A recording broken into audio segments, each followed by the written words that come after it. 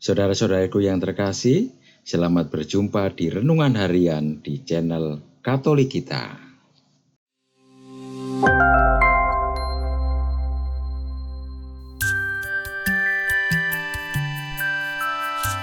Hari ini, Sabtu, 28 Desember 2024, Pesta Kanak-kanak Suci, Martir. Bacaan pertama.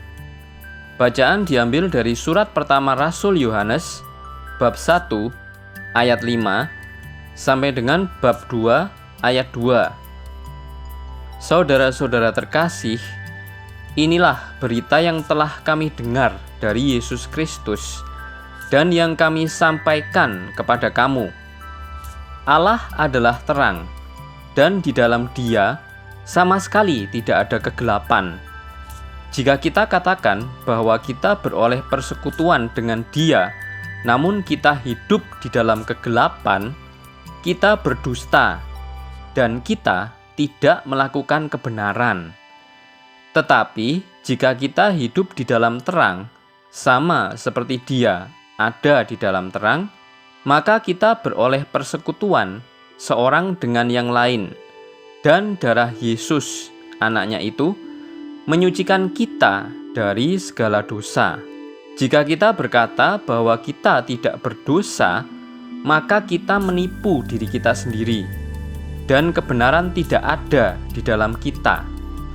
Jika kita mengaku dosa kita, maka Allah adalah setia dan adil, sehingga Ia akan mengampuni segala dosa kita dan menyucikan kita dari segala kejahatan.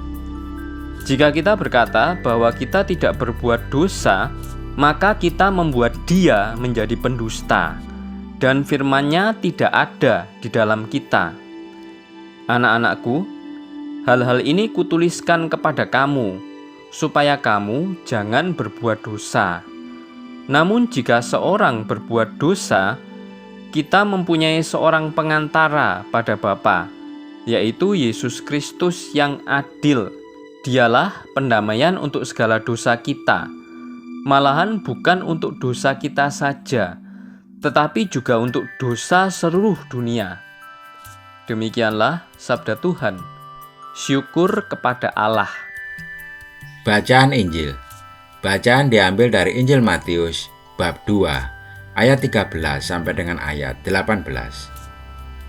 Setelah orang-orang Majus itu berangkat, tampaklah malaikat Tuhan kepada Yusuf dalam mimpi dan berkata, "Bangunlah, ambillah anak itu serta ibunya, larilah ke Mesir, dan tinggallah di sana sampai aku berfirman kepadamu.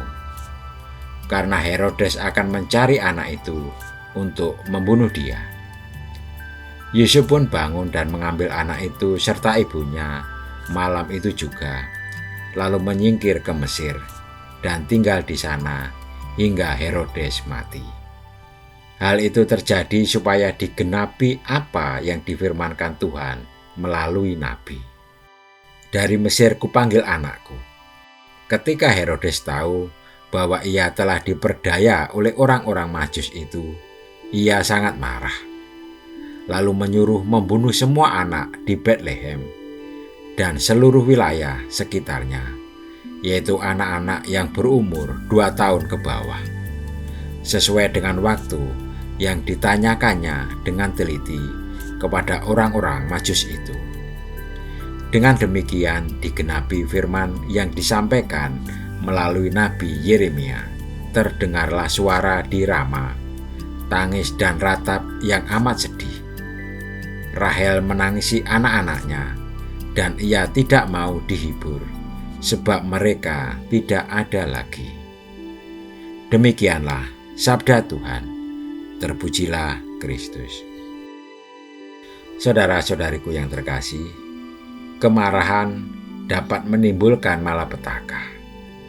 Itulah yang terjadi dengan kanak-kanak yang berumur 2 tahun ke bawah yang dibunuh oleh Herodes karena kemarahannya. Ia seorang pemimpin yang menggunakan kekuasaannya bukan untuk kebaikan dan kesejahteraan masyarakat, melainkan untuk menghadirkan tangis dan ratap yang memilukan. Kejadian itulah yang kita rayakan hari ini. Banyak anak menjadi korban karena kebengisan seorang raja yang tidak ingin disaingi oleh siapapun.